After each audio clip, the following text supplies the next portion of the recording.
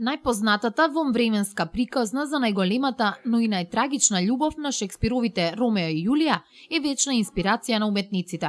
Трагичната завршница на приказната за најпознатиот книжевен љубовен пар ја поттикнала фантазијата и креативноста истовремено на Ефрем Кимон, која промени судбинската разврска на оваа љубов, адаптирајќи текст со една поинаква карма за двата лика, не дозволувајќи трагиката да ги замрси конците на животните линии на Ромео и Јулија, пародично продолжувајќи им го векот во својата драма "Дали тоа беше птица". На годинашното четврто издание на театарскиот фестивал Свети Јоаким Осоговски, кривополанчани имаа можност со поставката на актерите од Народниот театар Стерија од Вршац, Република Србија, да ги запознаат реставрираните, малку поодраснати Ромео и Јулија.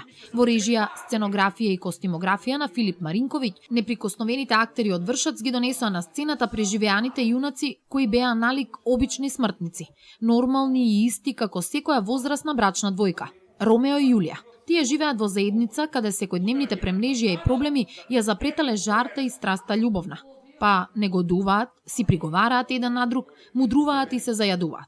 Тука Шекспировиот дух во чија улога се јавува младиот и талентиран Павле Петровиќ е немирен. Не можејќи да се помири со тоа, онаа од секогаш и за секогаш идеализирана љубов која безусловно ги однесе во смрт љубовниците, сега да не се ни надзира, да се осквернави. Неминовно е самиот Шекспир кој им ја припиша таквата чиста љубов на своите ликови, сега да биде непомирлив со фактот дека истата идеализација е извалкана. Токму ова го пренесува Петровиќ и во своето излагање по представата. Шекспир jednostavno, nakon toga što je pokušao da ubije Romea i Juliju, napisavši ih tako što su na kraju popili otrov, i nije uspeo u tome jer se dogodilo medicinsko čudo, tako da su oni preživeli, onda su se venčali i živeli u braku 20 godina, srećno dok nisu počeli da se raspadaju kao i većina porodica u savremenom društvu. Krenule su svađe i čarke oko svega i svačega, naročito je tu socijalna ta priča postavljena, tako da naravno Julija stalno traži, ne znam, služavku, traži pomoć, neće da radi, neće da riba, neće da rinta, bori se za emancipaciju žensku i za svoja prava, dok opet na drugoj strani Šekspir pokušava da dođe do daha kao muškarac i da na jednoj strani zadovolji sve svoje muške potrebe koje su mu između ostalog potrebne, jer ne može to da uradi sa Julijom, jer je ona prezauzeta sopstvenim nekim egocentrizmom i nekim stvarima. U tom momentu, zbog tih čestih svađa, Šekspir počinje da se prevrće u grobu, s obzirom da je on Romea i Juliju napisao kao najveće ljubavnike i oni su zapravo postali najveći ljubavnici. Nema mira i reši da ustane iz svog groba i da opet po drugi put razreši tu situaciju na sebi već svojstven način, tako što će im dati otrov da popiju i sve ostalo. Ова е своевидна пародија на Шекспировата Ромео и Јулија. Da, ovo je parodija na Šekspira i Juliju i čuvena je ta priča kada, znači to je jedna od najlepših i scena u Šekspirovom komadu Romeo i Julija, kada se oni bude, kada se taj Slavoj oglašava, kada se te stvari sve dešavaju i upravo čak toliko ta svađa i ta njihova rasprava večita u tom stanu ide da se oni raspravljaju da li je to bio Slavoj ili Ševa, tvrdeći jedno ili drugo. I zapravo to je između ostalog ime komada, bila je to Ševa. Како тебе лично ти се допаѓа ликот на Шекспир во една ваква ситуација? Во ситуација каде што Ромео и Јулија се своевидно воскреснати? Pa evo, tu postoji jedna zamka mala glumačka. Tu je stalno problem taj da li otići u potpuno gaženje po komediji, znači podcrtavanje komedije jedne, jer raditi parodiju i onda treba, znači, komediju nagaziti na 100% ili 150% radići parodiju. Između ostalog, gomila apsurdnih situacija u kojima vi trebate da budete maestro situacije i da ne odete vi u komičnost samo podcrtavajući, nego da sama situacija bude takva.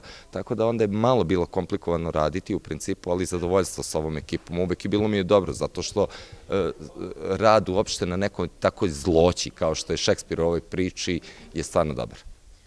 Имајќи ја покрај себе, бидејќи ние ја знаеме од претходната година, од претходниот театарски фестивал со Сонја Радосавлевиќ, pretpostavljam imate odlična ekipa za работа. Da, naravno, ovo je ekipa koja radi mnogo predstava već. Mi smo ipak mali ansambl, iz Vršca dolazimo i znamo se već jako dugo. Stalno imamo nove članove mlade koji dolaze, međutim ta neka ekipa, Sonja, Ivan i svi koji rade na ovoj predstavi, plus još dosta glumaca, Srđan Radivojević i tako dalje, koji nisu ovde sa nama, a koji su u Vršcu, imamo sjajnu saradnju, jako se dobro razumemo i trudimo se da uradimo što bolje možemo u datom momentu određenu predstavu. Sad koliko je to uspešno, uvek je na publici da proceni to. Колку представи имате вие на тапет? Колку представи можете во еден момент, доколку ви понудат да гостувате, колку имате ваш репертоар подготвено? Дали се тоа вакви слични ситуации, бидејќи минатата година вашиот театар гостуваше со Стамена и Горчило, ако се сеќавам добро. Стамена и Горчило исто така се современ брачен пар кои што имаат едни такви проблеми какви што се представени и преку ликовите сега на Ромео и Јулија.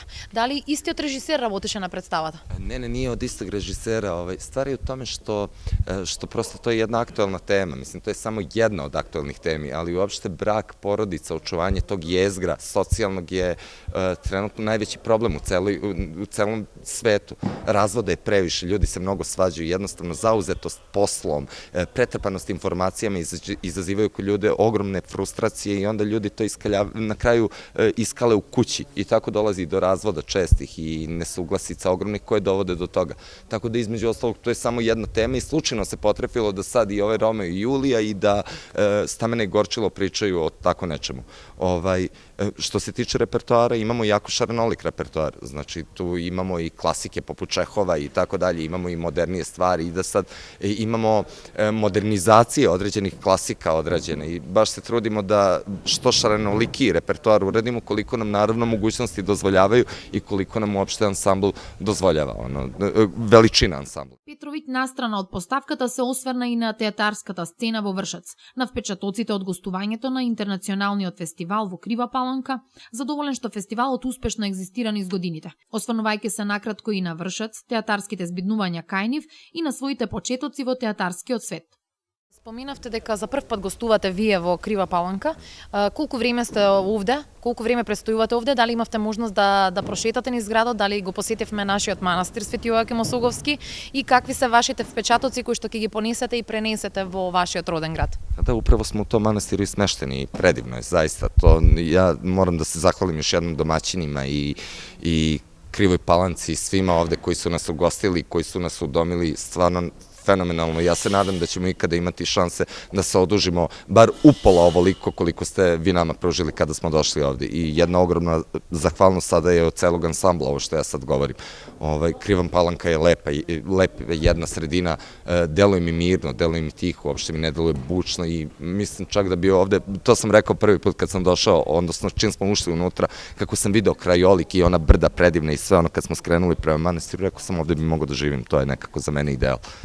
Вршац секако изобилува со природни убавини и богатства. Би ве запрашала дали имате вие ваш театарски фестивал, нешто слично на нашиот фестивал, нешто каде што ќе може да се представат македонски, па можеби и кривопаланечки актери. Da, ja se iskreno nadam da će za vaš i uopšte za vaš teatar biti mesta na Vršačkoj pozorišnoj jeseni. To je festival klasike koji se svake godine standardno održava negde krajem oktobra, početkom novembra, zavisi plus minus par dana, nikad nije tačno, ali to je poznat festival naširok koji je vrlo jak festival gde dolaze najjača pozorišta iz zemlje i pa mogu reći, ajde ne iz inostranstva, ali eto bivših jugoslovenskih republika, to je. Колку време вие се занимавате со актерство? Дали е тоа ваша примарна преокупација, дали е тоа ваша професија или го гаите како хоби? Ne, ja sam profesionalni glumac, ja sam akademiju završio pre 11 godina i tada sam se odmah i zaposlio u Vršačkom pozorištu baš. Iz Beograda sam inače, ali eto kako glumci već stoji, kako to ide kod njih, tamo sam dobio nagradu za najboljeg mladog glumca i nakon toga se zaposlio kod njih u pozorištu. Svih 11 godina se bavim glumom, za bolji posao ne znam.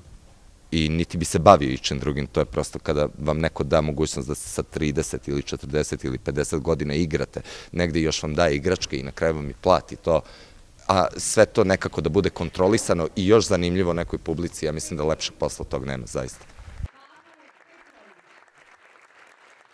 На годинашното четврто издание на меѓународниот театарски фестивал Свети Јоаким Осоговски, кривопаланчани имаа прилика да уживаат во разновидната, најбогата досега понуда на разни театарски жанри и да бидат побогати со импресии од уште едно културно збиднување во градот, со нетрпение очекувајќи што ќе понуди следното петто фестивалско издание.